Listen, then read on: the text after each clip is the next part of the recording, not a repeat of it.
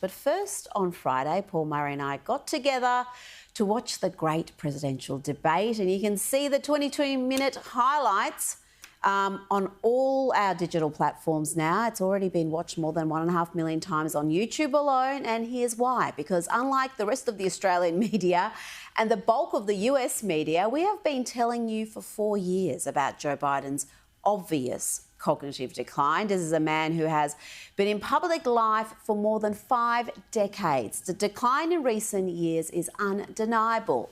It's not due to a stutter. It's not a right-wing conspiracy. It's real and obvious to anyone with eyes and ears. But the overwhelming majority of the media has asked you to not believe your lying eyes and ears and trust the narrative that Joe is fine. Here's the Washington Post and the New York Times and ABC all claiming out of context and misleading videos are being used to unfairly malign Joe Biden as mentally and physically deficient. ABC News told you seeing is not believing. No, don't believe what you see. These are just out of context videos. And they're being used to fuel a narrative that President Joe Biden is mentally and physically unfit for office. End quote. That's what they were claiming. And the Democrats in unison were on message, pushing the narrative that Joe is fit, as sharp as a tack, never been better. He is sharp, intensely probing, and detail-oriented and focused. This is a man who is sharp, who is on top of his game, who knows what's going on. This guy's tough. He's smart. He's on his game. His mental acuity is great. This is a very sharp president. This is a man that's on his game. President Biden is absolutely fit. There's not a problem. He's sharp, he's fit, he's always answering questions. He is on the ball. He was sharper than anyone I've spoken to. He is sharp.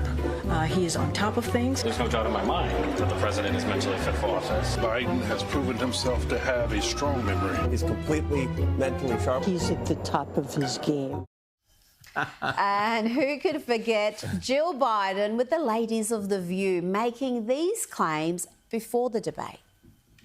American people deserve a debate because you need to see your choices. You need to see Trump and you need to see the president and you need to see the differences.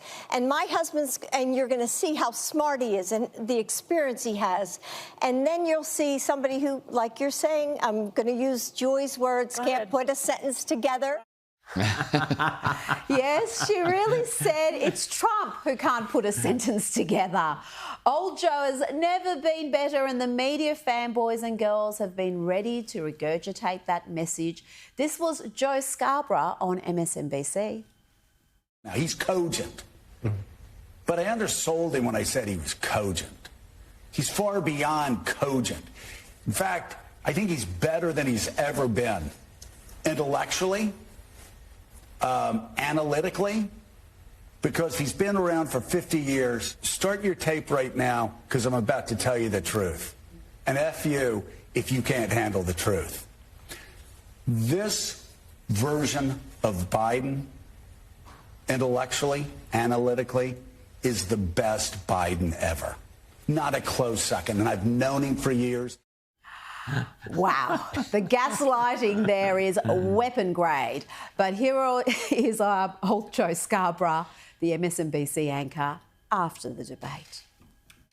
And now is a good time. In June, thank God, in June, and not October, in June, this is the last chance for Democrats to decide whether this man we've known and loved for a very long time is up to the task of running for president of the United States. And he wants to knife him, wants to replace him. It's hard to deny what people have just spent 90 minutes watching, a complete train wreck live on television. And it wasn't just Biden struggling to complete coherent sentences, it was his bewildered state, even when Trump was talking. Are from prisons. People that are from mental institutions, insane asylum, terrorists. We have the largest number of terrorists coming into our country right now, all terrorists, all over the world, not just in South America, all over the world. They come from the Middle East, everywhere. All over the world, they're pouring in. And this guy just left it open. He has no idea what is happening. I think Trump even called him Brandon there and it didn't register. It wasn't long after the debate that the Trump campaign released this devastating ad, just reminding Americans of who is supposedly running the country. Vote for it.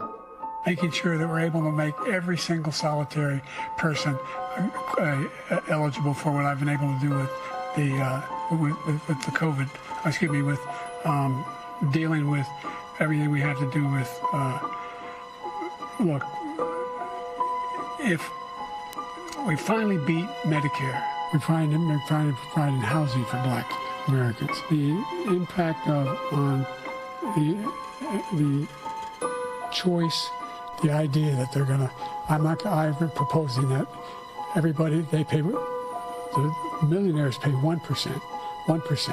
So no one after, I would not raise the cost of Social Security for anybody. I got my handicap, which when I was vice president, down to a 6. And wants to get away with, get rid of the ability of Medicare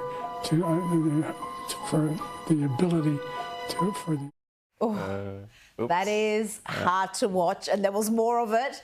But anyone who has been paying attention to the president wouldn't have been shocked by any of that. The cognitive decline, as I've said, has been obvious for some time. We bring you evidence of Biden's deteriorating state just about every week on this program. And finally, the rest of the media is acknowledging what you've known all along. That man is not fit for office. But let's end with a good laugh. You would have noted the golf banter during the debate where President Biden lied about his handicap. Here are a couple of Aussie comics, twin brothers Archie and Miles Shepherd, turning that juvenile exchange into comedy gold. This is brilliant.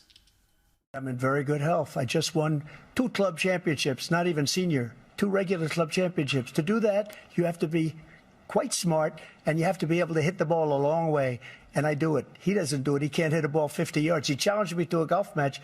He can't hit a ball 50 yards. I think I'm in very good shape. I feel that I'm as in good a shape as I was 25, 30 years ago. Actually, I'm probably a little bit lighter. Look, I'd be happy to have a driving contest with him. The reason I got my handicap, which when I was vice president, down to a 6. But by the way, I told you before, I'm happy to play golf with you if you carry your own bag. Think you can do it? That's the biggest lie that he's a 6 handicap of all. I was an 8 handicap. Yeah. 8. Never. But I have, how many? I've seen you swing. I know you swing. Okay, let's not act like children. President Trump, we're going to turn. Let's not act like children. To a specific concern